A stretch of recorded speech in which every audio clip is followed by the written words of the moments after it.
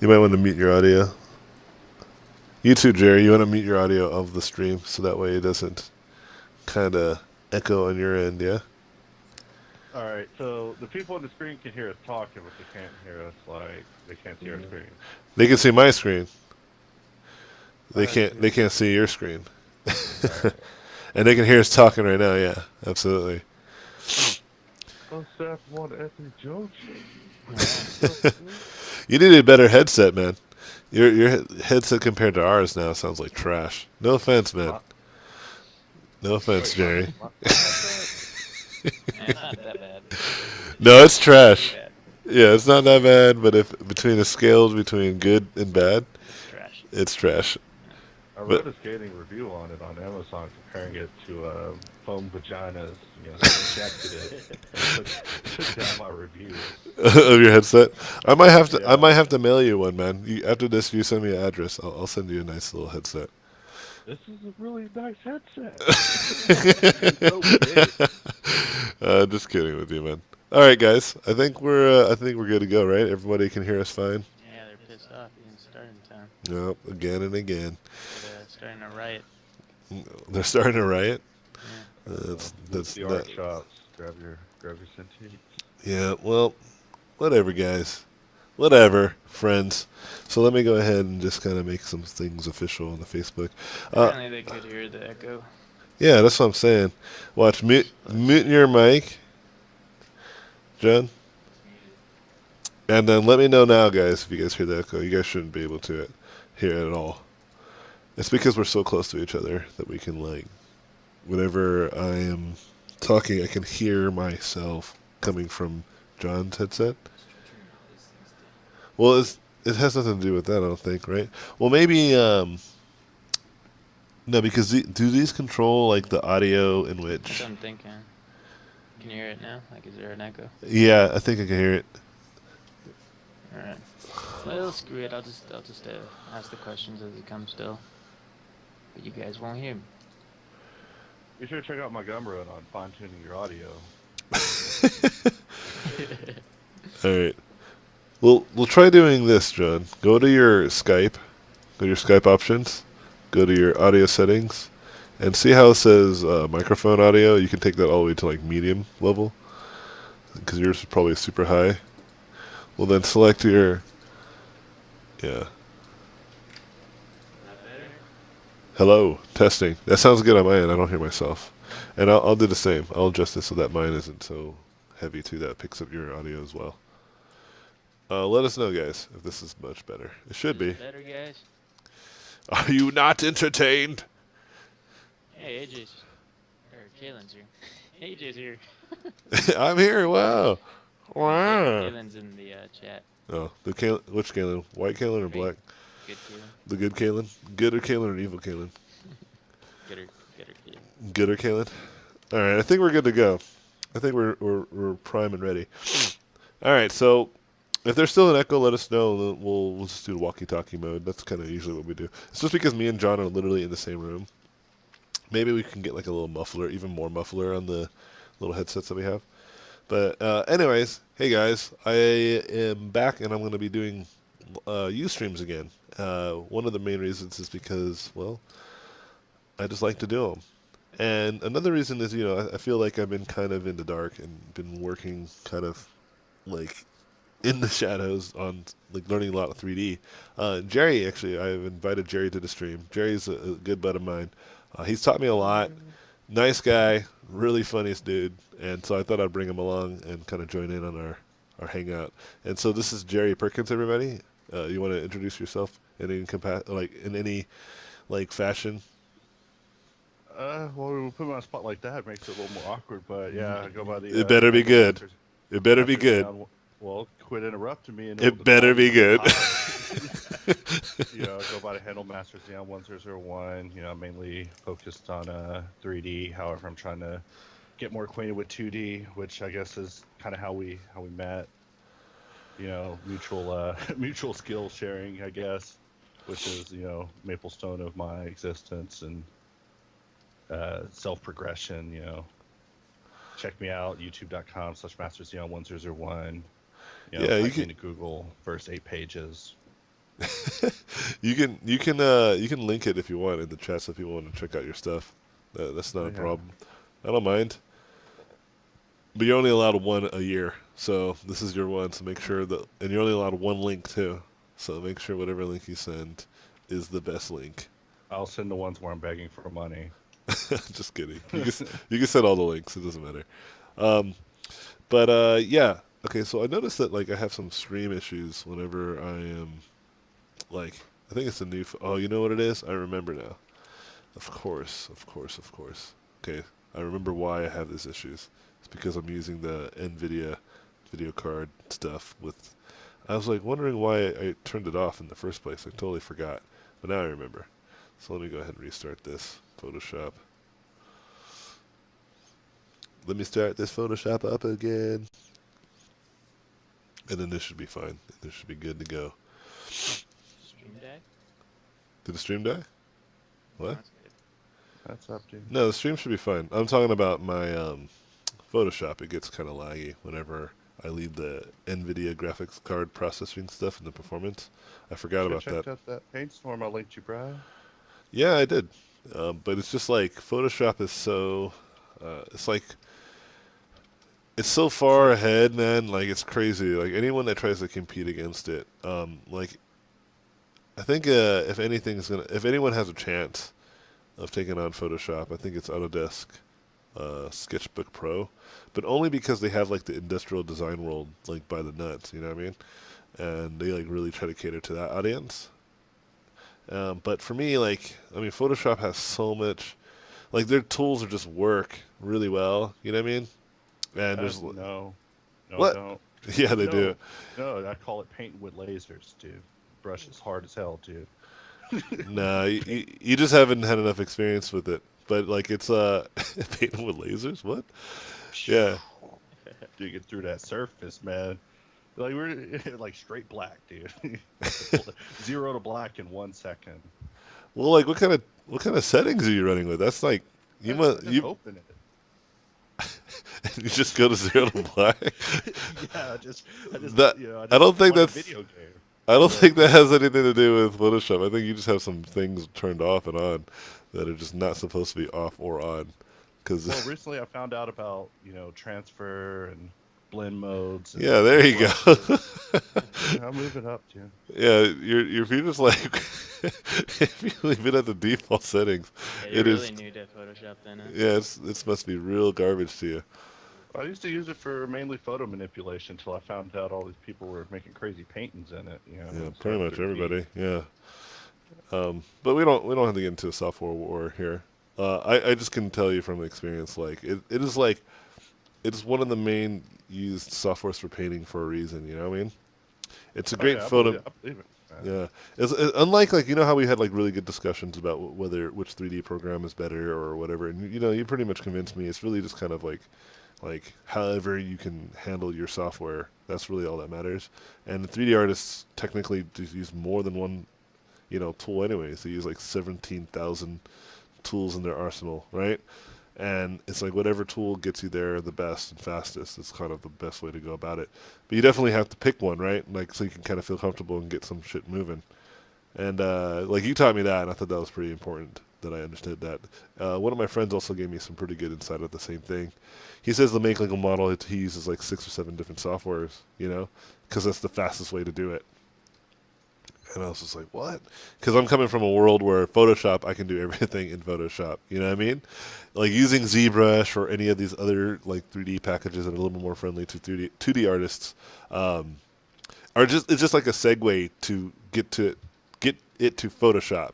You know? And then it's free to do whatever you want. Like I've done a couple paint overs of your stuff, and you can kind of see the speed of which I mean, right? And that's kind of what I'm trying to say. But like with 2D, it's like you can just pick one software and you'll be fine, right? And in that software, if you don't pick Photoshop, I mean, I'm sure you'll still be fine. I have friends who use like Paint Tool SI and Painter, but I've seen people go from those softwares and eventually transfer back to Photoshop or transfer to Photoshop, realizing the tremendous amount of power that this photo manipulating like software has in terms of just offering in terms of painting, you know? Well, I wrote a long review on this program as well that I was planning on sending to the developers, and pretty much all my complaints were like, Photoshop has this. You must have this. Photoshop has this lattice warp tool that has the perspective warp. It has mashing layers together and merging Yeah, duplicate of all the merged layers on top. Like the functionality's there. It's been, uh, fine tuned to a fine point in Photoshop. They got the yeah, workflow down. And especially once you know all the hotkeys, like Deke from lynda.com, where you can write rap songs about it. After that, Photoshop is is yours, to control. yeah. I think it's really like what I love about you, Jerry, is that you kind of like you use Blender primarily, which I thought was really interesting because I don't know anyone other than you that uses Blender. And I know a lot of other professionals in the industry, and you are the only one that I know that uses Blender. But I thought it was really interesting, not because I was like, well, Blender's some sort of weird kind of technology that only very rare amount of people can use. It's just like you demonstrated to me that it's like it's really different but in a lot of good ways. But if you're stuck to kind of the old kind of way of modeling and doing stuff, it looks like some bullshit, right? And that's kind of how I felt. I was like, this is some bullshit. And then you showed me like, no, no, it's not bullshit, man. And then you started giving me some really good lessons about how awesome it was. I mean, I'm still not using it internally, but like what ended up happening was like you made me doubt my own like neglect to my software that I was using for many years, which is Silo, right? I love myself some Silo because it's so simple, it's very clean, and it's just all about modeling, and I love that about it. But I was like, oh, Silo's kind of bullshit. It can't do a lot of things. And you're like, nah, dude, like read the manual. You'd be surprised. And so guess Read the what? manual. I read the manual, and I was like, whoa, I could do a bunch of shit in here. I got like, I was like, wait a minute, I could do that.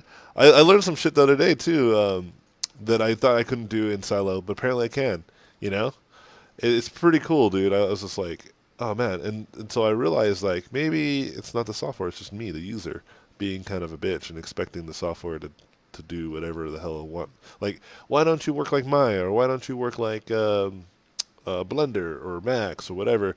And you were telling me like, that's kind of like slapping someone in the face, or like I don't know how you described it before, because basically, It's like starting your journey over. Like people do not want to start their journey over, and it's there he understandable. is. It's like the bat belt mentality.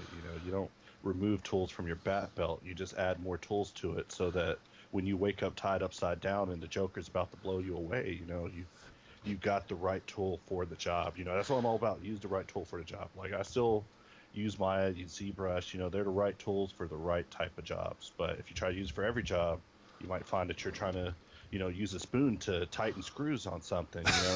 Why use a screw when there's a screwdriver, and why use a screwdriver when this program's actually a drill? This program will make screw holes where there are none. Yeah, dude. I've been screwing shit in with a spoon all this time, dude. And the funny thing is, my spoon was actually a Swiss Army knife, but I was just like, it's only a spoon. And I'm like, oh, I can't do nothing in this software. And you're like, ah, dude, you can do it. And and I was like, holy crap. And it's like for Photoshop, like, I mean, I think the main reasons why I stuck with Photoshop because like in the time there was no other options really, right? Like there was Photoshop and Painter, and Painter would crash if you went above like 2,000 pixel dimensions, because their paintbrushes are just super like powerful, which I'm sure that other software you sent me has very similar like promotion for their software. It's like, look, you can have all these crazy stuff to your brushes, but that takes a lot of energy. And one of the reasons why Photoshop doesn't really care, I think, as much about their painter community as they should, um, is because like they make most of their money from photographers, right? Yeah, photo That's retouching. yeah, that's their main customer base. They understand that there's like a huge like use of it in terms of like 3D painting and also like for 2D painting and all that kind of stuff, right? But like they don't care. They're like, well, you guys you guys can give us a little bit of our money. And that's smart business. They're not playing it dumb. They're trying to cater to the people that actually use their software the most. It's just easy to believe that we're like the number one customers, living in our own small little world, but we're not. We're far I mean, from who it. who has to jump off a building to get symmetry, bruh? I know, but like think about photography. Like, why would they need that? Like dynamic symmetry. in terms of like painting. Like oh, like you just don't need it. You know, content aware though, that shit's like for real. Like they spend all their manpower on like you want to remove like a goal post or like a little like fire hydrant that was misplaced. Like you can do it and it will figure it out, right? Like magically, you know. Like they can absolutely by all means make it. It's just kind of like they have other things on their plate that is just like not symmetry, you know. But luckily for them, they've planted enough like stuff in here that makes it easier. But that's what I'm saying. Sketchbook Pro is made for like designers, you know. But it's so funny. Like one thing that my main complaint about Sketchbook Pro was that you couldn't change the hotkeys, which was weird. I don't know if they changed that now, but it's just you just couldn't change them. Like you had to like deal with them. And I was like, what the? Like, don't they know, like, everyone else allows you to change your hotkeys? Like, I mean, I think even MS Paint lets you change their hotkeys. You know what I mean? And so I thought, I think if I made software, I'd be a jerk too. I'd be like, you can't change nothing. It's my vision. yeah, Use Ah, it. shit. I think if you build a really good standard, then yeah, I think people won't have to, right? But they didn't, you know? And I was just like, I don't like this. I have a much more efficient workflow. You have to appreciate that I might know a little bit more than you, you know? And specifically for 2D art, right? And I was like, I know you're trying to cater to those who don't like. They're like this, like very organic drawers, you know, that they're like, you know, they want to make it feel like paper and pencil. I don't want it to make it feel like paper and pencil. I want to make it feel like digital painting, you know, because digital painting is faster than paper and pencil. It just is. And so I thought that was bizarre, you know. That's why I like any software that allows you to kind of like has a really good understanding of their hotkey system. Like Blender was actually pretty impressive with how they were really trying to maximize. There's so many things you can do. Like Silo makes sense why like their hotkeys are so limited, right, and so easy to remember because you're just really focusing on modeling. You know, there's no lighting or like rigging or like crazy like stuff that you can do like animation and blend modes and all this crazy like manipulation tools that you get from Blender that I thought was amazing. Like it's just because you're making objects. That's all you're doing, right? And I think because of that, they were allowed to kind of make their hotkeys a lot simpler. Well, You know, it gets crazier because the animation system has its own hotkeys. The time bar has its own hotkeys. Every yeah, menu you hover over has its own like hotkeys. So it's I always describe it as like one crazy man's vision. You know, if you can understand that the way that crazy guy invented the program, it almost makes it a little more clear because it's like, oh, you press Alt S to reset scale because you press S to reset scale. You know, in some universe, that probably makes sense. yeah, I agree. I agree 100%. And so, like, for me, like, what I love about softwares that allow you to kind of manipulate them in some fashion, it just allows you to kind of customize it. Like, if you play in a video game, especially a game that's like involves twitch and like high like reaction, you know, or fast reaction to things, you know, you want to map your your buttons and your tools to coordinates that you feel comfortable with, you know. Like for me, when I used to play lots of StarCraft, like that was kind of like the big deal. You had to learn the hotkeys of the game, otherwise you'd be left in the dirt by all the Korean players. You know, the Korean players would like I forgot one Korean player like made his hotkeys like all attached to like the QWERASDF or ZXCV, like moved anything that would have been on the right hand side of the keyboard, anything, and moved it all over to the left hand side of the keyboard, right? And like changed all kinds of crazy shit, you know? Because like he at that point he was just like spelling a letter, or he was like making he was making like a miniature novel when he was building his strategy, right? Like he would write like a very specific sequence of numbers and letters at a certain time, you know, and that became just muscle memory, and that's why he didn't have to worry about build stuff. Like he just knew if he wanted to build more Marines, he just press like Q or something, you know, and it would just work, right? He just press Q, Q, or W, whatever, right? Like just whatever he did, and he would just make lots more Marines, you know, which is really cool. And for me, I was never at that level. I was just learning how to just kill things with some strategy, you know. That would And have been me if I didn't do 3D, man. I'd be inventing workflows for video games. yeah, I think when I was playing World of Warcraft a lot, that's what I did. I built a lot of like a huge workflow in terms of how to murder people, right? Like I did, man, and it was important to do that because like I think back and I grown, dude. I wasted so much time beating so many games. Like nobody should beat the games like I was beating games. Like are you getting like the freaking platinum slash gold? Like you're the guy who killed 1,000 people with headshots, no scopes in games, and then like while while being half naked, like you're those types of players. oh yeah, especially during the PS2 days, man. Like I remember beating MGS2 like on hard mode, holding up every soldier. And basically in hard mode they like fight back if you look away. So like I would accidentally shoot these people because they'd get rowdy, like Yeah, put them down, but I'd have to restart the game and just turn the system off. Like I'd turn it off like probably like 20 times an hour, just like damn it, I shot this guy, because it was so impossible. But if I would have just been putting that in 3D, like it's like I played 110 hours into Final Fantasy. I should have probably been studying anatomy. Like, yeah.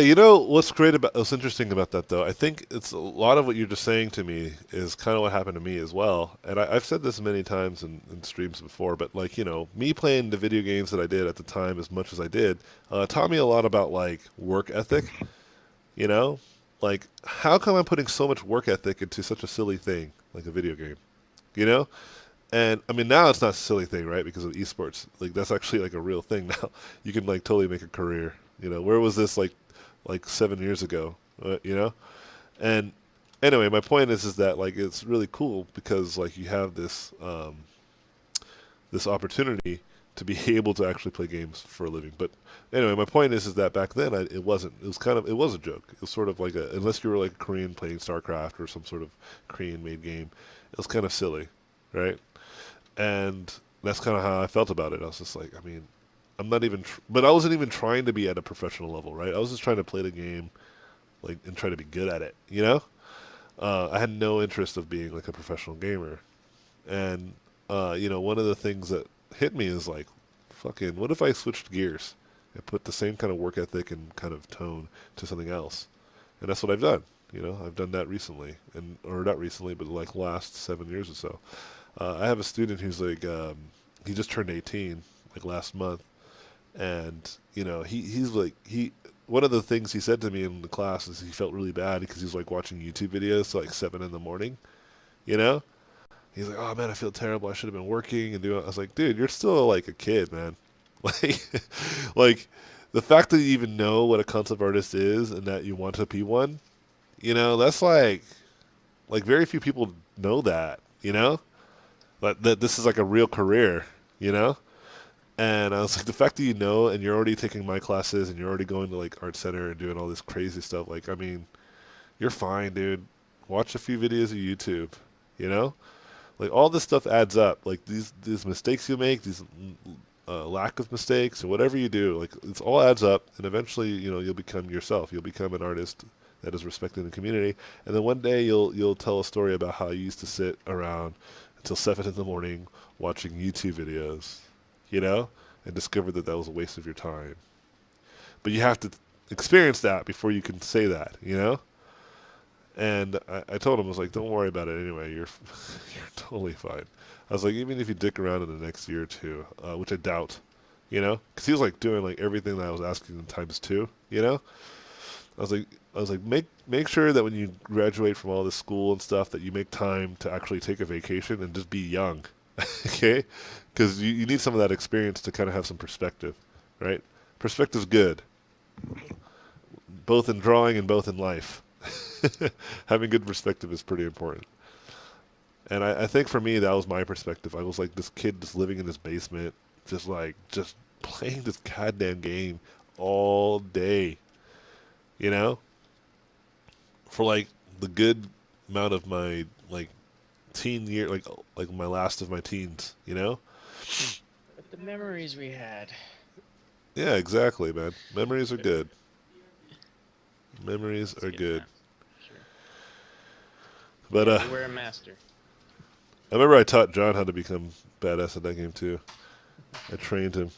I trained him to be the best as well. And me and John would go around fucking hunting people and destroy them.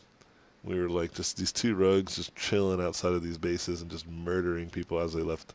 It was awesome. It was awesome, but kind of sad. Yeah. It's like It was. two grown men just hunting down children. Just praying on them. Yeah, just preying on Yeah. the young and innocent that just want to play a simple game of Warcraft. Anyway, Nope. Played the wrong game. on the wrong day. So you guys want to get Yep. to some questions? Yeah. So anyways, Jerry, I'm not sure if you've seen or listened to one of my streams before, but we usually do a Q&A section, and it's just pretty basic. People ask questions, we answer them. Yeah. You think you're down? You think you can answer some questions? Oh yeah, dude. I just realized that I posted my info in the wrong chat, and that there's actually a second chat where Yeah, all I was sorts of looking for people have that. been Thanks. talking. Yeah, my bad, guys. Noob. Noob. Yeah, that was totally a noob mistake. Also, my girlfriend got here. She's telling me stories about spiders, so I mean, I'm back now. Spiders. Yeah. Yeah, spiders is one of my big fears. Spiders that are on fire. Yeah, Carrying like yeah, chainsaws yeah, carrying chainsaws. On height. while you're doing a tightrope. Is that what you're saying? Yep. Like the tightrope is made of spiders carrying chainsaws. All right. Anyway, sorry. Go ahead, John. Ask a question. Oh yeah. So first one says, "Hello, I'm a 3D student, and recently I felt conflicted if I wanted to continue because I have been drawing more and I like way more, but I don't. I like it way more, but I don't know if it's a good idea to drop 3D and go to concept art courses. All By right. the way, your student Tyler Bryan is teaching at my art college." Oh, is he? Yeah. Dude, what? Why didn't Tyler tell us that? Dang, it's like already happening. Our students are No. becoming badasses. Oh man, that's rough. I'm not prepared for all that badassery. Anyway, yeah, like a lot of our students are getting jobs or like becoming teachers now. What the fuck? That's dope. Anyway, um, so I'll answer this question first from the 2D perspective, and I think Jerry can answer this from the 3D perspective, which is perfect. Yeah. So from 2D, I think like the biggest thing I'll say is that yes, of course, like you should practice drawing. One of the main reasons is that, like, depending on what kind of 3D job you're looking to do, we've talked about this before, but like, if you're trying to do like a production type of artwork where you're not creative in terms of what you're given, someone gives you concept art, you just make it. Um, I think that's bad because like 3D is becoming easier and easier and easier to do. Not to say that it's completely easy. I think I'm already learning that's very difficult. But that's mostly technical. Technical can be learned within a year or two, right? Like really, like if you spend a lot of time, you can learn technical aspects of anything pretty quickly, and that goes for painting too. Like learning how to paint technically, like learning form and lighting on a traditional sense. I mean, if you really spent a good amount of your time and spent about a year of it doing that, you can learn all the technical stuff pretty quickly. Uh, Not to the point where you're maybe like a super professional, changing the world kind of artist, but good enough to potentially get a job and make a career out of it, right? And get started. With that being said, technology is moving faster, and like things that could be automated are being automated. And it's only getting faster and faster. It's expediting quickly and more precise. Like there's software like Substance Painter, which makes painting like deteriorated, rusted metal as easy as pressing like two buttons. And it just works. You just got to do all the front end a little bit.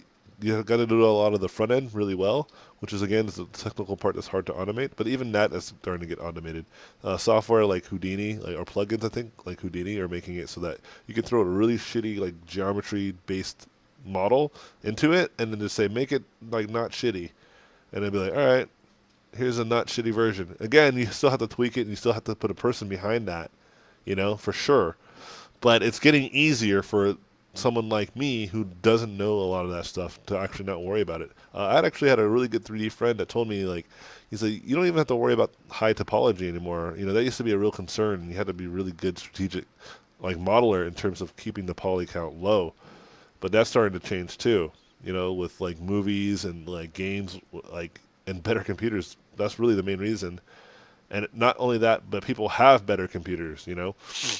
Allows higher processing power for like with any game. Like you can have a game like Witcher now is like on the computer on most people's computers these days. Not on all, and it's not running on ultra super fast mode. But I mean, give it another few years, and it might.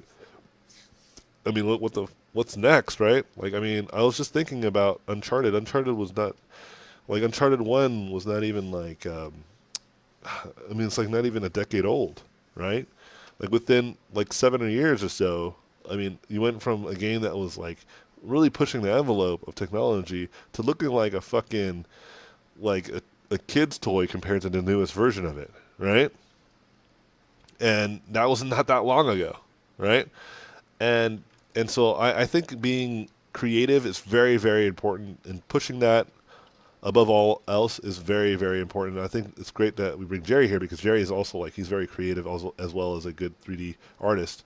But I think that it's also stupid to kind of avoid 3D. Like that's why I've been like diving in it deep, like real deep, because it's like 3D is just clear like a clearly a better solution for a lot of like design choices as well. Like designing in 3D is just solves a lot of problems, you know. And I think when you come with this mentality of like, is 3D a waste of time? Can I learn the fundamentals? Like, of course you can learn the fundamentals in 3D. In fact, as I've been learning 3D, I've been learning like my drawings have become way more three dimensional. Like I'm starting to see them even more three dimensional, as if how do I model this? You know, how would I make this object and shape? You know, how many control edges do I need on this bitch? Right? And and how would I like fabricate this specific shape or design?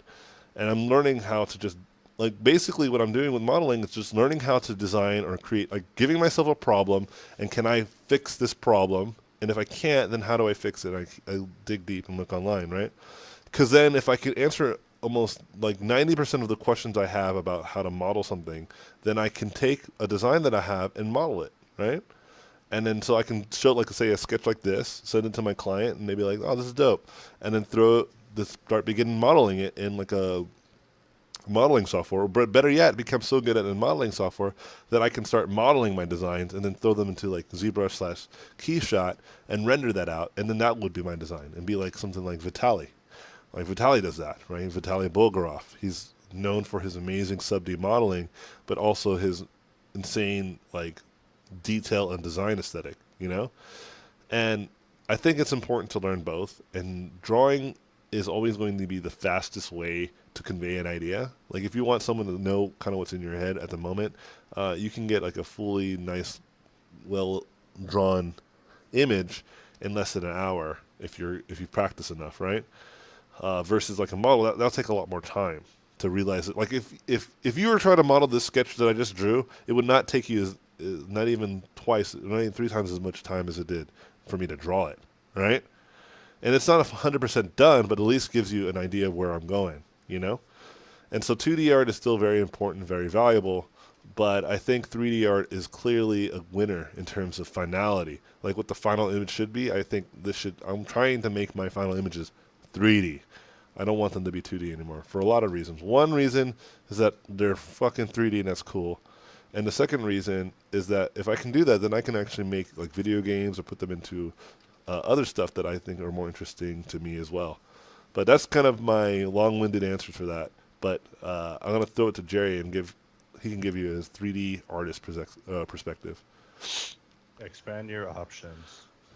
It just instead of limiting yourself to literally just this or just that, use the strengths of 3D to help your 2D, use your strengths of 2D to help your 3D. But it doesn't even have to be something such a choice. Like I got to sit down with my family and tell them, hey, I'm thinking about trying out 3D. Like I got to come out the closet. I've been using ZBrush for a couple of months, man. Like What? I'm You've been sorry, using ZBrush?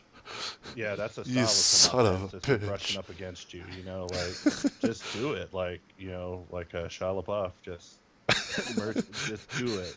Make your dreams come true. If you want to do, like I actually found in my adventures doing 3D that basically all the info I needed was from 2D people. Like it was all 2D people that were like, hey, this doesn't look good from a design standpoint. I had the technical knowledge. I knew how to bevel. I knew how to extrude. But it wasn't until, artists that were familiar with 2D were seeing it. They were like, from a compositing standpoint, this is bad. that you got to change this or upgrade this. So I mean, the knowledge is there to help you both ways. Like, I think if you start out 3D with no 2D experience, you'll suffer from, dark ass renders and the regular stuff that I think happens to noobs that start out purely in 3D because they're not familiar with light and value and shading and indicating your form and stuff like that. Versus, when you're in 2D, it's all about the final result. So, sometimes I wish I had the mindset of, starting out at 2D first and then going to 3D. Because at least then my first renders would have looked a lot more awesome. But I mean, I was almost stuck at a point where I thought rendering cubes was awesome. Like good thing I saw the light and I moved on to robots. But That's what I'm uh, doing right now, right? I'm doing the box everyone renders. everyone does their cubes, dude. Yeah. And then you move on and they're not cubes no more. It's like you could do a lot to a cube. If you leave it a cube, that shows that that's how far you are. You should. I mean, I could knit a sweater and turn a cube into, a Decepticon. Because it's just a series of hotkeys of bevel and edges, subdividing it, extruding on the normals, stuff like that. But I mean, my end goal is to literally take all my 3D stuff and begin painting over it in 2D to get the things that I just can't control in 3D. Like, sometimes the lighting is a little bit uh, less specific than you want it to be. And, I see 2D people, they just screen layer, one brush stroke, bam, a highlight coming from this side. Like, I see it as a 3D artist. It's like, are you aware that I would have to specifically put in a plane and point it at this side and turn off specular influence and make it big enough that it, only touches that side while also blocking it off and isolating. When you go into 3D, it opens up a lot more, I think, room for error. But together, it makes an unstoppable force. But yeah, Yeah. that's my long-winded answer. You also have a long-winded answer. Yep. One of the next questions says, is it okay to include creature/monster designs in a character concept art portfolio, or are they different jobs, like one person only does creature concepts and another only does characters? Where's that line between characters, creatures, and monsters? For me, it's like that's definitely a line, but I mean, if you could do if you can do creatures, or I'm sorry, if you can do like well animated or not animated, but like anatomical humans, the transition to creatures is actually pretty quick. Um, Creatures to humans, I think, is also similar, right? As long as you learn some anatomy, right? Anatomy is pretty powerful, and then learn some comparative anatomy that's like equally as powerful. But I think the real big differences are usually between I would say like the real big difference for me would be something like environment to vehicle to character to weapon design, right? I mean, at least with weapon design, you can kind of pull off like at least primitive weapons with the character, right? But the more high tech you get your weapons, then you start entering a different realm where you might not be suitable, right? Like if you start getting into like gun design or like some sort of like real machinery type of design, and you don't know have any kind of knowledge of that, like just understand that switching between different kinds of genres of skills, like whether it's character or vehicle or environment or whatever it may be, or whatever that may interest you, whatever that is, understand that it's hard to do. I talked to a student today about it, and he was like, like everyone's always told me that I should like be very specific to what I want to do and just don't diversify, just be specific. And then I got a job for being so diversified. He's like, I'm so confused. And I was like, well, I was like, first of all, like, I'm sure you've heard that. And I hopefully have never told you that. Because what I usually tell people is like, go for it. If you want to diversify, if you want to do every single thing, by all means do it. But don't do it because you're trying to get a job. Do it because it's just naturally in you. You just want to do it because you're interested in it, you know? Because if you try to do it for a job, you might not end up liking it, and you might not like end up liking your job because you did it for the wrong reasons. Do it because you were just already doing it for free, right? Because people can be good at everything, but let me tell you, like the best artists that are good at everything, and I mean by best, I mean like that they like this guy can do environments, characters, vehicles, all that stuff better than I can do, like just as good as I can do characters, just like some other artists can do environments, just as good as some other artists can do weapons and vehicles. Like they can match up to the best of those specific fields, right? Like this artist is good at everything, but he's also just as good as I am, and I'm only good at characters. You know, there's only a few, man. Like I can count them only on my fingers. You know, and and that's hard to do. But there are people that are good at everything, but they're not like the best at everything. And so what ends up happening is studios usually, if they need a lot of artwork from a lot of like different like things like environments and vehicles and weapons and all that kind of stuff, you know, they'll generally like hire one artist that can do them all, right? But if they need, you know, if they need just like they have a longer time, they have more budget, and they need like a bunch of like everything that's awesome. They'll hire like individual people just for their one specific thing that they do really well. I have a friend who's getting a job offer, and he really all he does is creature design, really, you know. And they're like, "Hey, we're gonna have you do creatures," and he's like, "Okay." Right? Because that's what he does, right? Like that's what is on his portfolio. That's the kind of stuff he promotes. It's like that's what he does, and he does it really well. Um, Catering your portfolio to a specific company is useful only in terms of kind of giving you some sort of goal and some guidance. But you don't have to. If you don't get the job at that studio, it doesn't mean you failed. It just means that you. All that means is that maybe you're not ready to work there, but you're good enough to kind of work at some other studio that's trying to be like that studio too, but at a smaller capacity. And so to kind of end what I'm trying to say is like being a generalist is good, but only to a limit because you want to be a master at something and a good at everything. Jack of all trades, but a master of one, right?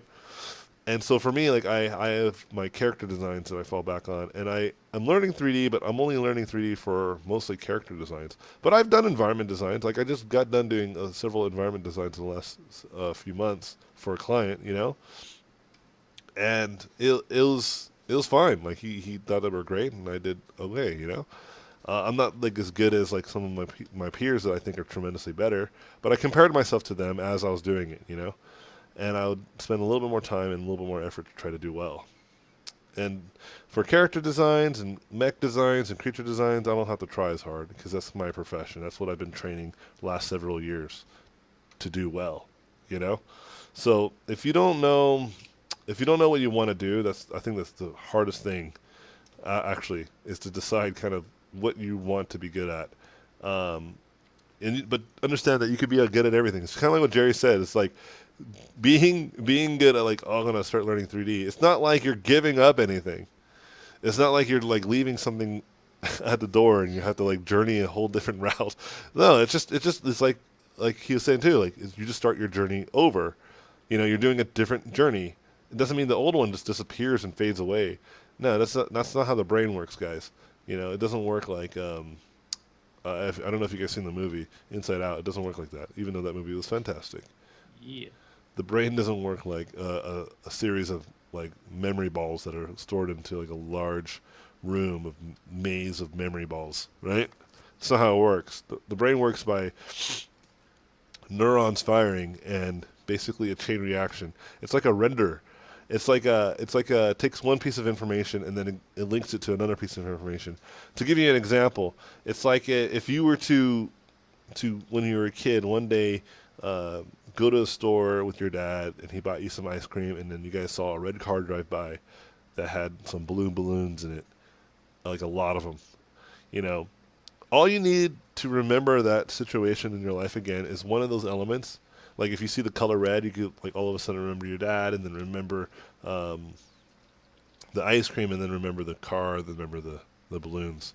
You know, you can see a balloon, a yellow balloon, and then all of a sudden you start thinking about that, and it's like a chain reaction. It's just like one from one node to the next. It goes bing, bing, bing, bing, and so all you're doing when you learn something new is you're adding new connections to something that is attached to your new experience. For example, if you want to learn something better, you want to learn something a bit quicker, instead of just like mindlessly repainting it or like mindlessly studying it, ask yourself questions like meaningful questions that will give you a meaningful connection to it. Don't just sit there and be like, I'm just going to learn how to do anatomy today, and then just draw a bunch of naked people all day, and then not really have anything to show for it the next day, and be like, oh man, I studied all day, I didn't learn anything. So, well, yeah, you're right. You didn't learn anything. You didn't attach it to any real connection.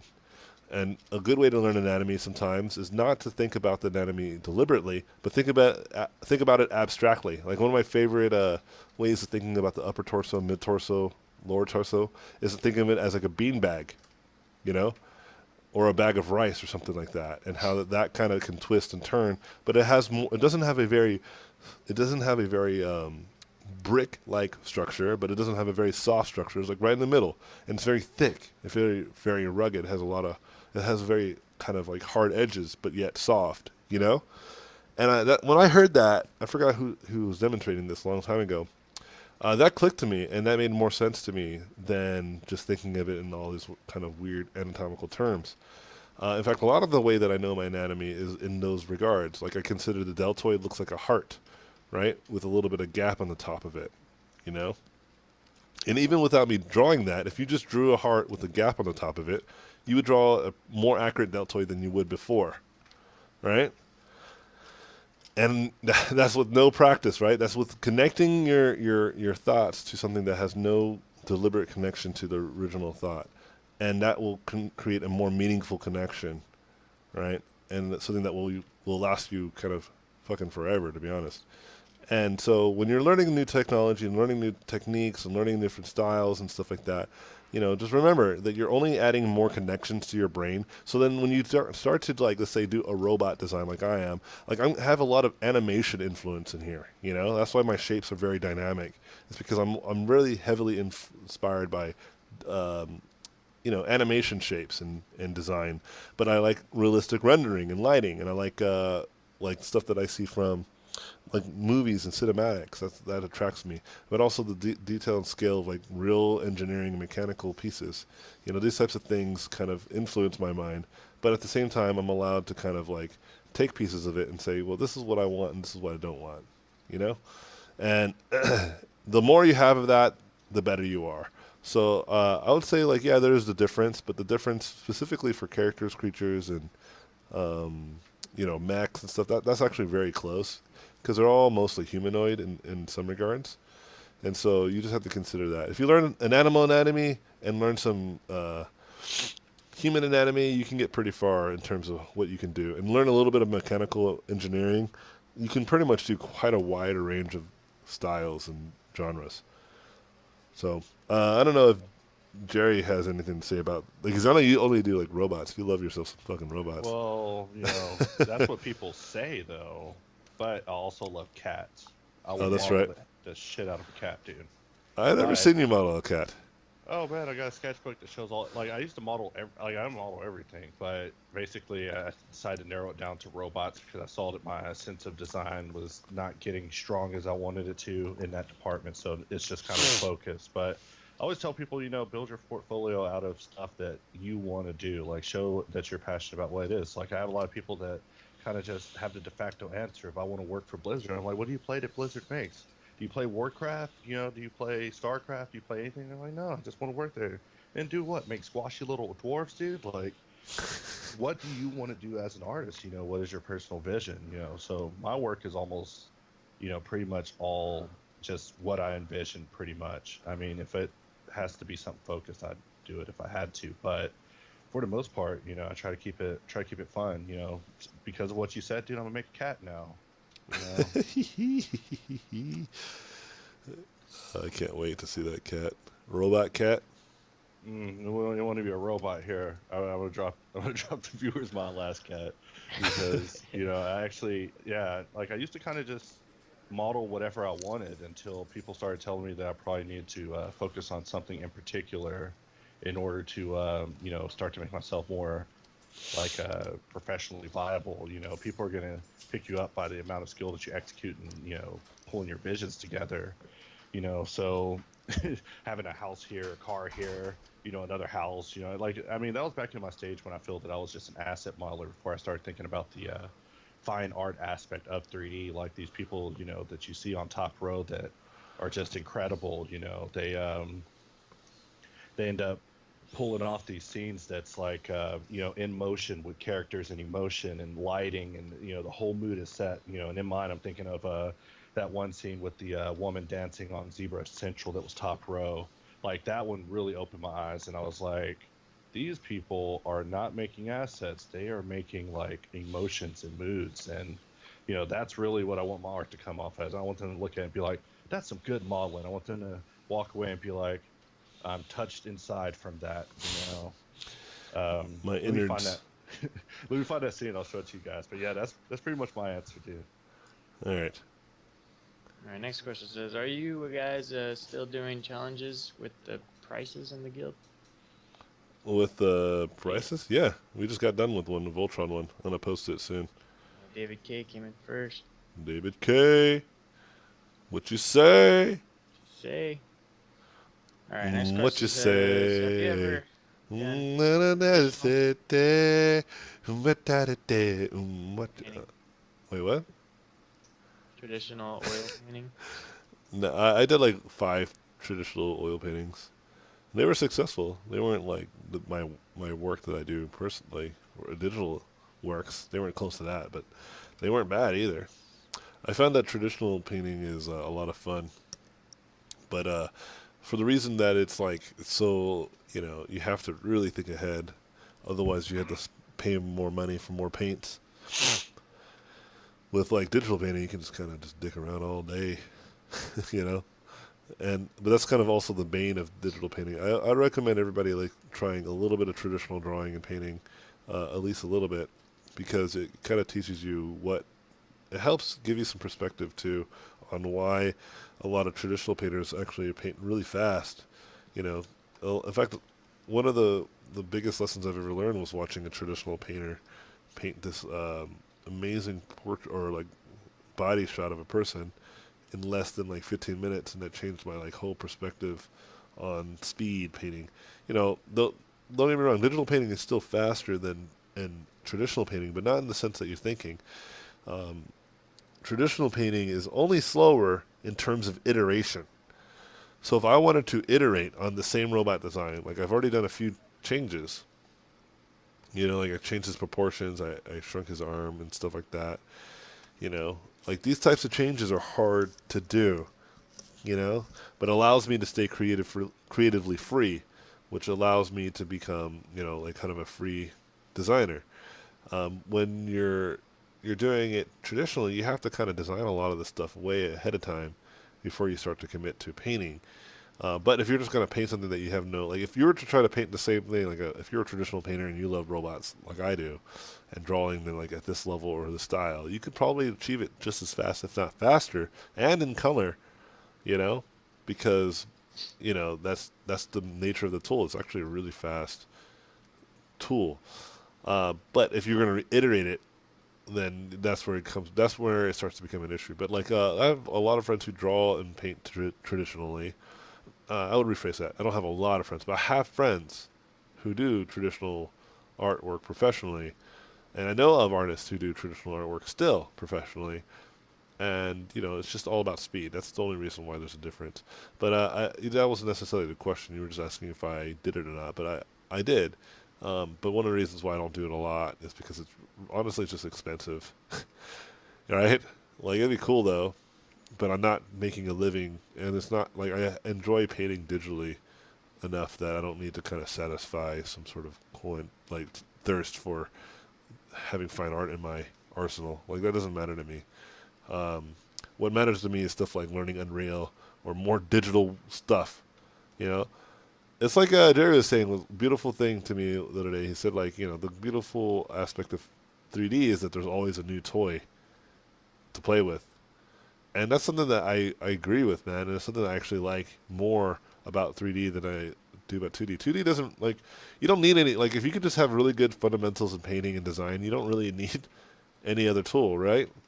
You really don't. Like, Photoshop or other painting software is really all you'll need.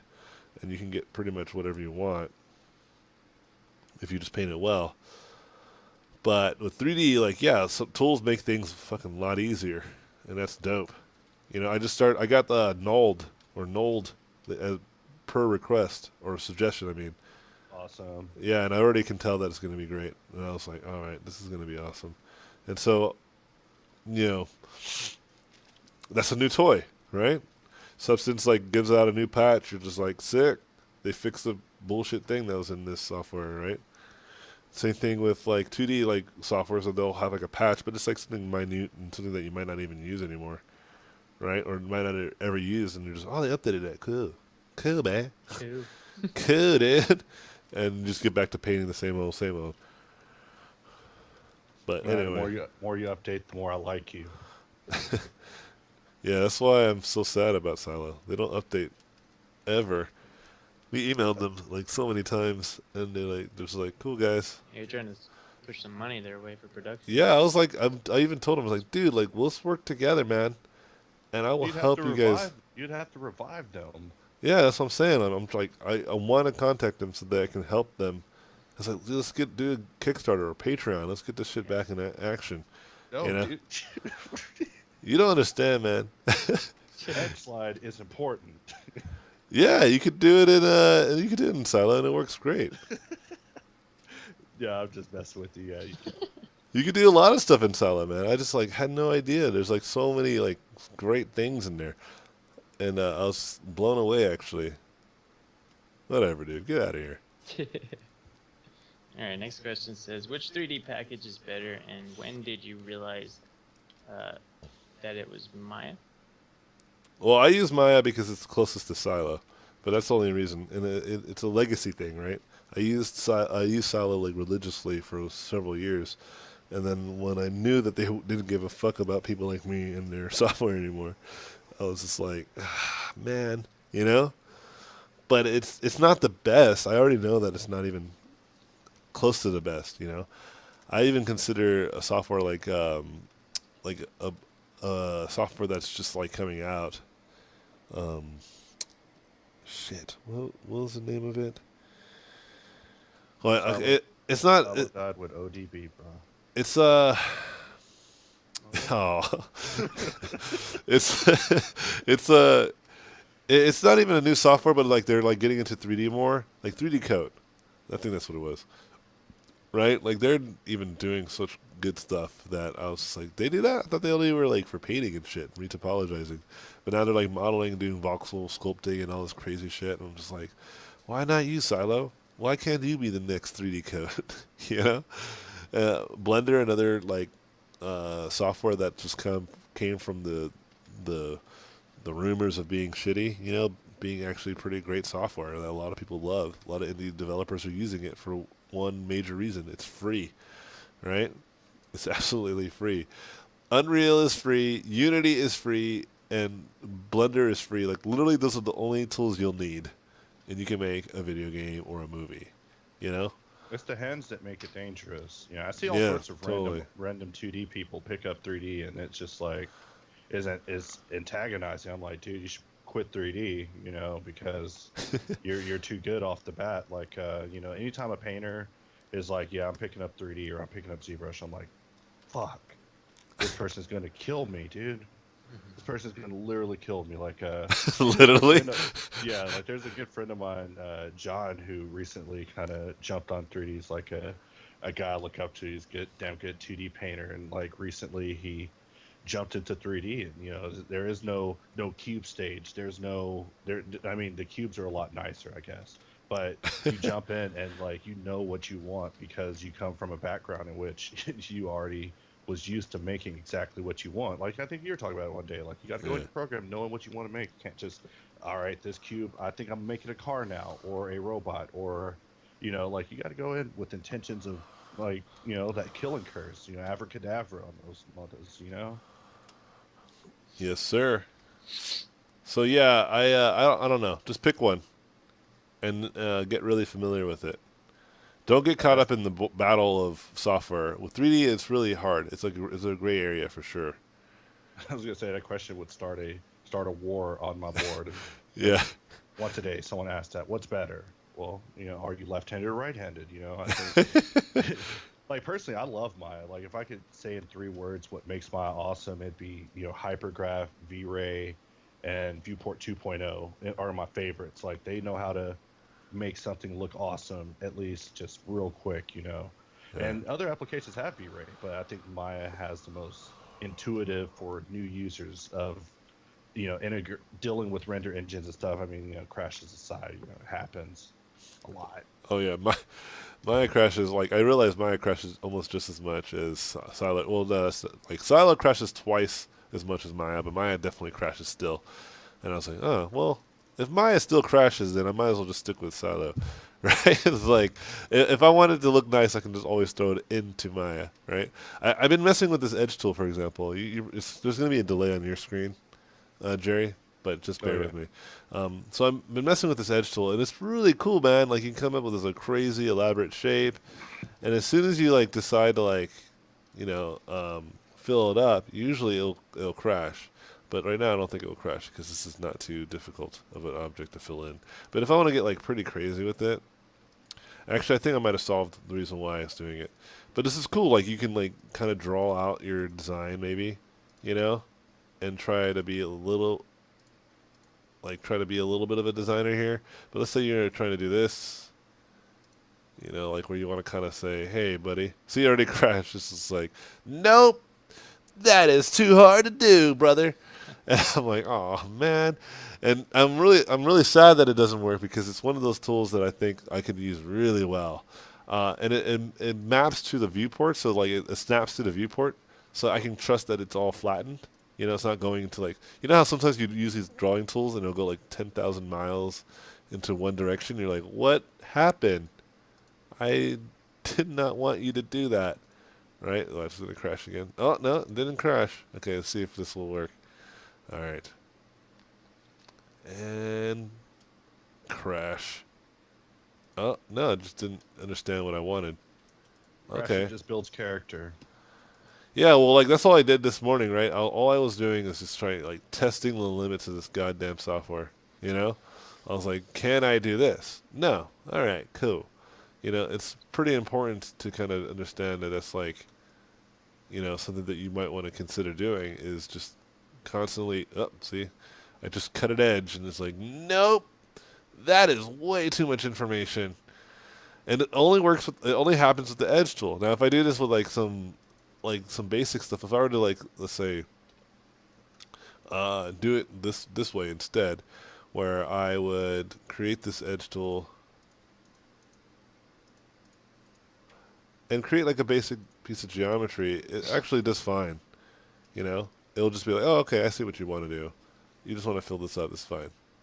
And then you can cut edges and do all the fun stuff with pretty good confidence. You better quit pushing that thing. Yeah. And so Yeah. and so then I'm sitting here. You know how you had like there's the hotkeys for insetting and stuff like that. So I Yeah. figured it out too. You just press Z and I, and then you hold I and then drag, and then it makes the inset. And so like it's like real fast. So you'll see it happen in just a second. And I'm just getting used to that. And I'm thinking about moving I to a different button so that way it's closer to my fingers, right? But it's not so bad. No, Yeah, you should no? you should leave it as I. It makes sense. Yeah. But I understand why it makes sense, but I always want it to be kind of closer for more efficiency, right? For more efficiency. And here's another thing that I realized, like as long as you're like so if I want to move this locally, well that's also a hotkey, right? But if I wanted to like let's say I had like a more like crazy geometry that's curved and stuff, if I just move in the viewport into the plane that I want, I can just move it like this and know that it's moving only in that direction, right? Which is pretty useful, right? And I was like, man, there's a lot of like little stuff that's really useful in this thing. Shelling is really nice, very useful. I have like my normals on a hotkey so I can double check to see if nothing just got broken when I did that. So I made like this kind of coffin floating in like, in abstract space. But what's cool about it is that if I want to now kind of build all those control edges in which you've shown me the way and the light, I can, right, in the fun and awesome way that I like to do it. Give it the D. Give The it the, sub D. but there's also a creasing tool in here, and I know Maya has it. But the one in here is actually pretty useful. I found a really good use for it. But anyway, oh, hold on, I forgot to put some edges here, right? So now I made like a toilet bin from the for the like if when you're fucking you have to take a shit and you can't go to the bathroom. Like I made one right now, and it's awesome. That's a tub, bro. Yeah, and then Don't be pooping in the jacuzzi. Yeah, and so I can mirror it and pop it out. It's awesome, you know. And then I can take a piece like this. Now I disconnected it. It's all hotkey based, and that's one of the main reasons why I love it. Right, again, if I want to move this locally, I can just go to the right angle, and then now you can trust that it did it. And it's nice. It's real nice. Oh, I found a good secret too, or not a secret, but like if I want like a certain edge flow to follow a certain thing, I just select all the edges, and then I can do the slide, and it works perfectly the way that I was expecting it to. I'm just finding all these little tricks, that are getting me to, like, to where I need it to be. You know what I mean? And it's a lot more like useful to me now. This tool. Whoops. So this is one of those situations where I just needed better geometry. You know, But it, whenever you were painting that robot a second ago, man, I was checking out the chest and was like, damn, dude, that would be hard as hell to model. You know, like it would just be such an interesting amount of shapes because you have your hards always on the edges, but also like not so much on the bevel, but like at the ends of the bevels.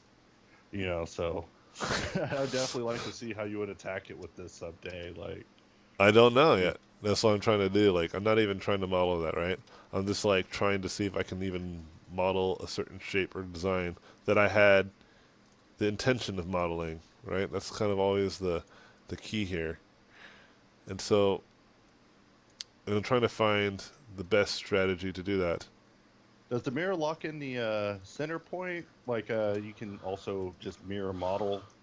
Yeah, you can just mirror model, I believe. I think you have to go to, like, you actually have to go to the mirroring options to do that. So if you go to modify, go to mirror, um, yeah, I think it's like you have to go to one of the options. So you can go to instant mirror, local X. Well, actually, that's not what I wanted to do. There's a way though. I did it once. I just forgot. I usually don't worry about it because I do other stuff. Mirror geometry. See, that's world X. Yeah, I think it was like the local X actually. I think I had it. Local X is. Hold on. Let's do Yeah, something. because with some live symmetry, dude, like I could see how that could make it a lot faster, in terms of modeling, as far as starting off with like a planar shape and then dissecting it, uh, more so than making the pieces so disembodied that you'd have to connect them to the surfaces. Like I don't know, are you still on the bridge tool, bro? On the bridge tool? Are you still all about the bridge now? Yeah, bridge is awesome. I still like Uh, bridge. Why, you don't like bridge? Well, the bridge is cool until the edges that you're meeting are a little bit fatter than what you were expecting to see, like a blind date with a girl that doesn't match your profile picture. You have like 8 verts here, you got 16 verts there. I was waiting for you to come back and say, "Oh, I'm not in the bridge tool no more." No, What? making it because the bridge tool is so there's so many strange things that can happen with it, but it took like quite a few updates, I think, in Blender for them to be able to join up mismatched amount of edges, of an 8 vert circle to a 16 vert connection area, and still keep the surface topology smooth in the critical places. Yeah. Like, so I did something like this. This is a test I did earlier. I don't know if you can see it. This got fucked up somehow. Sorry, I can fix it. Um, oh yeah, the stream's not liking this. It's not liking my new ideas. But I was just trying to again to speed, and I came up with this like really interesting like design and shape stuff pretty quickly, right? And I was just just testing it out, like just testing the limits, you know. And what I love about the polygon tool, for instance, I can kind of come in here and create a plane, and just from here connect this, connect that, and you're like again, you're not seeing it, but it's fine. But what's beautiful is that there's a crease tool that I like, so I press this, so then when I subdivide it, it actually will keep that shit sharp, like as its original. It'll try to keep it mostly as its original shape, right? Which is This might be part of nice. the answer to that mystery we're talking about, of keeping parts looking plainer even when they're built up out of engons in the perimeter area. Like Yeah, maybe creasing is the route to go for that. yeah. Because if you see what I does here, if I want to create like this, and what I was doing, I'd crease it, and I'll get like that really nice, like it's kind of an interesting shape. Now that it's not rendering it as well as it should determine because it's kind of weirdly creased. But if I crease it right, oh here you go. This is why. It starts getting me some pretty interesting results, right? And so what I discovered is like what I can do is crease it or like subdivide it once, right? And then turn that into geometry, select all the edges, uncrease it, and then now I can have something that I can work with a little more, right? There's still some weird shit going on in other places, but that just means I need to do a better job next time. Here's a good example of creating an interesting shape really quickly. So if I go here, convert that to edges, and then I subdivide that, you can see that the shape that I came up with is like kind of like a half dome, kind of more than a half dome, right? It's more like a half capsule. And then I can subdivide that, and guess what? I get quads everywhere, right? Which is nice. So in theory, if I do this again, increase the bottom, check it out. I made a cylinder, and if I subdivide that, select all the edges and uncrease it, right? I have a cylinder now with quads, right? It's pretty nice. And if we go back in time and subdivide it more, I can get a like a more subdivisions, but this is all quad based. It's not entirely a cylinder, but you get my point, right?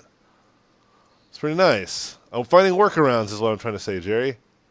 Oh Finding yeah, workarounds. I understand, dude. Like it's way better to cap off your cylinders with quads than it is to let it be engons, because then sub D is already looking bad.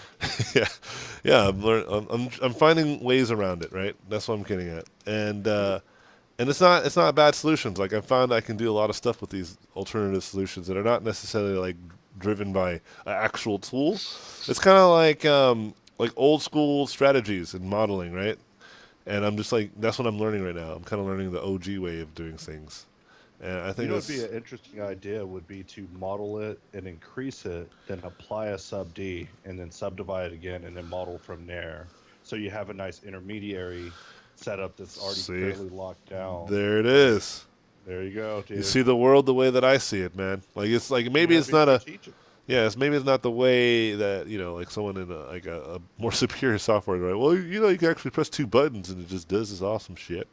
And I'm like, all right, but I don't have those two buttons. And to be honest, I love me some Silo. I feel like Silo may be the solution to a lot of my problems. And You so, should just reach out to a silo scripter. oh, dude, I didn't even think about Like, just that. find a silo. Like, that's what I would do, dude. Like, Oh, just find a. anyone that knows a Silo scripter, tell them I will hire them, and Well, we at will first work I it. would just say, do you know someone that programs in there? What's their language, man? Like, what is Silo's I don't language? know, dude. It's I don't probably know. Python, dude. I don't know, man. Moving forward, one I of the wish there was next. a Google. I wish there was some sort of place where we could ask these types of It's questions. so funny. I always do Silo scripting or Anyone knows that WPML? what is what is that? What it is? Yeah, dude. It's You already called looked at WPML. I put it in the chat. WPML Yeah. script thing? Well, shit, I'll learn it. it. What is this, man? What the? Wait. Maybe that's not the right silo. Yeah. Maybe they're talking about real silos. Yeah. Look, this is what I was looking at before we started this. Like this whole, all these strats. Do you have this? Do you know what this is? Have you seen this? Let's see. I think it's still Okay, I'll throw it into the chat too, so that we can get it faster, expedite this a little bit. It's funny. There's like a picture of McDonald's. Go ahead, ask. Okay, we'll take on two more questions. Yeah, There's only four left. we'll take on two more. What cool stuff have you guys been doing with Oculus? Oh, dude, it's hard to explain, man. That's what Kaylin Ray asked. Oh, Kalen. Yeah, you know. Well, Kalen knows then. You know, you just want to know what we're doing then. For anyone else who's curious to what's going on with uh, that, it's so hard to explain. But right now we're doing client work. We're doing client work. We're sending them VR versions of their concepts and stuff like that. And it's pretty trippy, man. It's pretty cool. And also with that, I'm like making games that are designed around that. We have a space game, Kalen, that I still want us to work on. Actually, I'm going to probably get started pretty soon on visual development for that. I think after this month, I'm gonna go ahead and get started. But I want to try to actually make a decent game and try to make a game and ship it onto Steam and all that good stuff and try to make my first game, official game. I made like several really shitty games. I think Don't Wake Baby is probably the less shitty game that I've ever made. It I like the actually, lab a lot. yeah, Lab was cool, but it wasn't really a game. It never got completed. Maybe in the future, when I have more resources and more time, I'll actually make that a full-fledged game too. But I want to make a good game or a challenging game that seems fun to play. Um, and so I have a space game that I think will be a lot of fun to play. But I already know it's not going to be very easy to build. Um, but it's going to be easier to build than before, like when I had no information of uh, how to script and model and do all, or sorry, model and code using blueprints in Unreal. I feel more comfortable. So once I have something, I'm gonna start pitching it to Steam, and I'm gonna send it to Unreal guys. Like we have a lot of people that actually friends that work at the company, and so we'll try to get some exposure to it. You know. Someone asked, can you link the Pinterest board? Oh yeah, sure. It's in the chat, John. You can just take it yourself. Did you see it, Jerry? What I was talking about? Jerry died. No, I'm still here. Did you see it? Like the Pinterest board that I just put into the chat? Here, let me check that.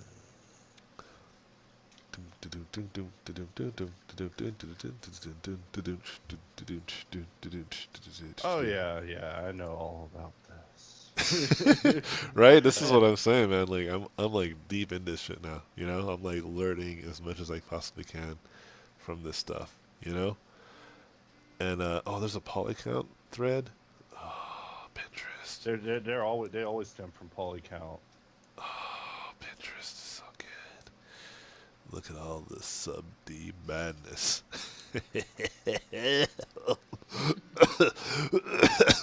Oh, there's one that solves my pinching problem. I've been getting those nipples, man. The one that's talking about the polygon table for 3D modeling, that one is especially valuable, in my opinion. Like I have all these images totally saved. They're like a bible to me. But yeah, triangles in my opinion aren't necessarily bad. It's just where you put them. People usually put them in really bad places, you know, because triangles equal poles, poles equal pinches, pinches, you know. Inorganic or Yeah, non-planar.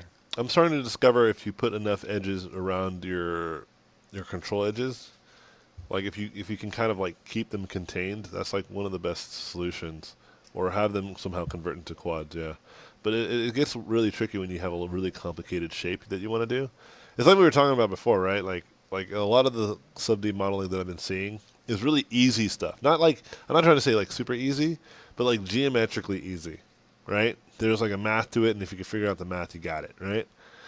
But when I was trying to like the kind of stuff that I'm trying to figure out is like the ones that are not easy, the ones that are asymmetrical, the ones that are like you just cut in at an angle that has no business of following the edge flow at all, the original form, you know? Because that's the kind of stuff that I draw, right? Like if you look at this robot's helmet, like the very top of his helmet, there's like a little panel, right, that's coming in there's diagonal, you know? If I were to just all of a sudden extrude another or inset another shape in there, I mean now I've created a really complicated piece of geometry to model. And if I put like a part of it, like I'm doing all this as I'm talking, so you can't see it yet because there's a delay. But if you like create like some sort of hose entrance into this, you know, same deal. It gets more and more complicated, right? And then and so how would I replicate this in modeling? That's the kinds of questions I'm still trying to answer. Oh, Oh, sorry. All right. Yeah, I just had to realize my browser crashes like 100 times a day. you need new Knife headphones, project. dude. Knife project would be my answer. Or just knifing in general. Like I'm all about building the shape and then going on a refinement path because once you have it blocked in, and you subdivide it, you have a little bit more geo to play with. But I mean, if your goal is to make a very nice presentation model and not so much a game res model, you can Yeah, you can it get pretty opens more crazy. options. Yeah, But also, if you're going to go to a game res model via baking, it also opens a lot of possibilities for you to kind of work a little bit more haphazardly because you're going to bake it. Like I'm going to bake this in the end, so I'm just it doesn't gonna matter. Yeah, stick a bolt in here. I'm gonna put floaters all over this sucker. yeah. I You just learned about know? floaters the other day, man, and I'm like, this is some fucking magic Well, shit, you saw dude. Dave Lesperance's Gumroad floor, right? No, I didn't, not yet. Dude, I'll link you him afterwards. But No, yeah, I know that David. floor. David and I are good buds. Yeah, so I love that guy, dude. yeah, he's the one that actually suggested that we can go through Steam Greenlight for our space game. So I was like, all right, I just gotta make it now, right? And I was like, all right, let's do this. So I have the cards in place. I can reach out to the right kinds of people that can help out. The only thing I need to do is make something good. Okay, that's like the only thing. Just make something that's good, that's fun, that's addictive, and I think we'll be good to go. Not to say that that's easy. That's the point. That's the hardest part of it. Is actually making worth like content worth playing. Anyways, let's take on one more question. Yeah, whatever question you think is important or good, John. So, so just like you, I went to AI and I graduated a year ago. As you guys know, AI sucks, and I wasn't really prepared to get into the industry right off the bat. Over the past year, I've took the time to build a 3D character demo reel.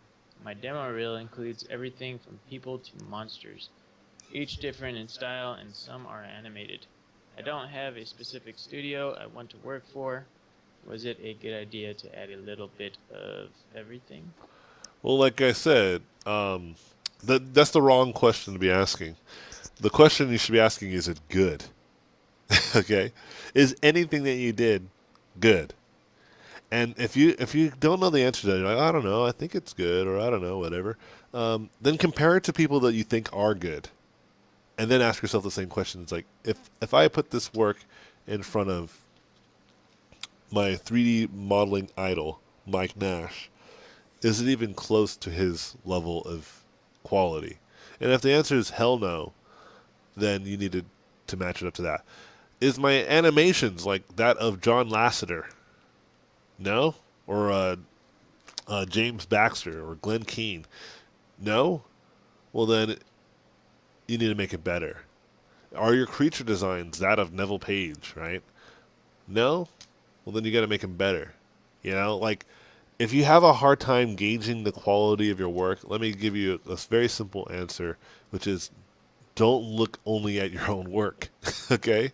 Don't compare your last painting with your next painting. Compare your last painting to your idol that you were trying to get kind of aim towards. Like I think it's important to compare yourself to till you can see progress. That's important. But if you ever need a reality check, always look at the content of those who you admire. Okay? And I think it's a key word here, admire, not envy. You don't want to be like you don't want the wrong mindset of being like, oh my god, I'm so far away. You want it to be like you want it to think about it differently to be like, man, I need a lot more work. Let me see what they're doing that I'm not doing. Even if it's just a little bit, right? Little by little, you'll get closer and closer to becoming better and better at whatever you're trying to do. Right now, I am very bad at 3D modeling. I'm very aware of this, right? But me being bad has nothing to do with me being good in the future, right? Me being bad now is just temporary. You know, like I've been spending a lot of my time in Pinterest and like on these 3D websites reading articles after articles. I subscribe to, you know, my buddy Jerry's freaking Patreon and been watching his little articles and stuff and watching his demos and stuff like that. I've been doing whatever I can. I've been like really into this stuff, man. And I gathered a lot of 3D models, and I gathered a lot of like you see there's like some basic stuff here, like just basic modeling tools and tricks and tips. I have these here so that way you can help me out. But I also have like badass sculptures that are not necessarily 3D sculpted, but they still have a lot of value to me as I'm becoming more of a 3D artist. I'm trying to find answers. I'm trying to find solutions to these problems that I have that are in front of me. You know, I've discovered that skill when you see someone that has a lot of skill, what you're really seeing is a collection of ideas, a collection of skills, and a collection of well thought out and planned out, effort. Okay, that's what you see when you see someone that's better than you, that's so much better than you, further that seems miles away. The only difference between you and them is literally a physical distance of effort. Okay, like a literal distance of effort. And what I mean by literal, I mean they're just further ahead of you. But trust me, they slow down. As you go higher and higher, the air starts to thin out. The weather starts to get much more rough and rugged and colder. But you can't start from somebody living on the beach of California and then trying to live on the top of Mount Everest like in a day. You're gonna die immediately, right? You have to earn it. You have to learn how to walk up there. And eventually what happens is that when you go to the top of the mountain and catch up to all the people that you admire, they start to look at you and say, "Hey, dude, you made it. Awesome. Come on and like join the ride, join the journey, and we keep climbing together." There comes a point where you're amongst the best and you live amongst the best and you now are one of the best. And then people will look at you and see you as the same person and be like, "How the fuck did he do it?" You know? But if we were to really kind of draw a picture of what it would be like, it'd be like literally climbing a mountain, And if you're on the bottom of the mountain looking up at some of the greats, looking magazine articles and see like this guy climbed a mountain, using one arm, right? You're just like, oh my god, you know. You only can see that difference because you're just starting out. It's really hard. I get it. But for me, like I don't get annoyed by the idea of being, not very good in the beginning, because it's stupid to be annoyed by something that I don't deserve to be good at. Like Mike Nash has spent countless hours, thousands and thousands of hours modeling and learning how to model like a badass. What makes me deserve to learn it over a couple days? It's stupid. I'm prepared to spend countless amount of hours to become good at this thing. You know what I mean? I'm not afraid of the journey. I mean, I'm still a young guy. If it takes me another few years, to become, I already told Jerry, is like, give me like a year or two, and I'll the next time I'll be doing lectures and workshops. It'll be more about 3D modeling than it will be about 2D concepting. I'll be talking about how to make video games in less than a day than about how to draw. But I'll also talk about drawing too. I say that I won't stop doing that. I'll have more talks about this thing, and people will be curious to how I did it. And the thing is I'm letting people know. I'm letting you guys see my progression. I'm showing you guys images of my shitty drawings and models now. So then in a few years from now, there's a catalog for it. Because I didn't necessarily be able to do that with my 2D art. A lot of hard drives got lost and destroyed. A lot of work was lost on websites that I lost. But this, I'm trying to maintain this. Keep this shit saved on 3 different websites and 3 different Dropbox links. Because I think it's important to show people, hey, it's going to take time, but I have plenty of it. Well, I don't have plenty of time, but I'm very patient. That's probably the better word to say. I'm just very patient. Anyways, that should be it, guys. I'm going to let you guys go. Thanks. Oh, Thanks again, Jerry, for hanging out with us. I appreciate you and appreciate your time and your words. no problem, Bri. Yeah, nice to meet you, Jerry. Nice Yeah, to meet you as well. yeah. My final words, dude. Since y'all are just gonna throw me out now, fucking, if you do see people better than yourself, dude, just congratulations. You just saw your future. You just saw your Oh, future. Like when I see good pictures, like I don't get angry or sad. Well, I get angry. I'm like, why am I not this guy yet? Like I am gonna be that guy. That guy is my future. Like when I see people, I'm like, inspiration stolen. I may not be able to make that whole model, but I can make that bolt, make that faceplate, make that grill. But get yeah. excited about it, dude. I mean, the field is moving, and there's always a new challenger. Just murder them. I thought that's what you were gonna say. Oh well, I was gonna try to keep it positive, you Oh, know. okay, okay. Not talk about murder Yeah, or there's 17 bodies under your house, under your your computer desk. Yeah, all noobs. yeah. Jerry switched out to a standing desk. Each leg of his desk is uh, the heads of his of the people that was Literally coming, a desk. the heads of his opponents stacked up. But anyways, yeah. Thanks for that, Jerry. That was great. So, anyways, guys, peace out. Thanks for hanging in there with us. A few things I would just want to say too. We have a lot of tutorials online on our website. Also, Jerry has a bunch of tutorials that are great. Um, yeah, you can link them into the chat. But he has his Patreon. I would highly recommend swooping that thing because that's really cool. It's been really great being a part of it. And also, we are opening up our character design class mentorship sometime next week for the public, for everybody to kind of join in because we're going to be beginning it in the early of July, and this is for August and September. We're already kind of halfway sold out, I think, right? Yeah. We're already like, because we have a waiting list. If you're not part of the waiting list, just message John or message somebody on the chat somehow. Let us know. You can go to our website. There's a info that you can reply to, robotpencil.info@gmail.com. Also, we have a few more spots. I think like 2 or 3 spots left in Kalen's environment class. So if you want to learn more and become a better environment concept artist, I highly recommend taking this class. He covers some 3D stuff as well in this class.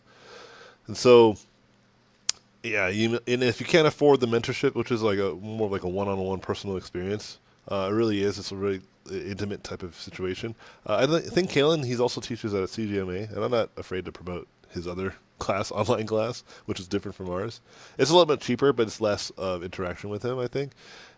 It's run by my good buddy Manny. I highly recommend taking classes there too. I mean, there's 3D classes there. There are character classes and stuff over there as well. I think it's important that education is affordable and approachable. And the beautiful thing about education amongst our field is that you may learn something from another artist, but you can also learn something from a different artist as well. And I think my education is highly influenced by the fact that I learned from a lot of people, hundreds, if not thousands, of artists, you know? And I think it's important for any of you guys. So I want you guys to be a generation of badasses and say that you learned from me, even if it was a little bit. And so please promote the arts because eventually you guys will be in our ranks and you'll be teaching other people how to do shit. And you can potentially make a profit and actually make a living like I did from it as well. And so with that, keep positive, guys. You know, doing stuff is hard, man. All right?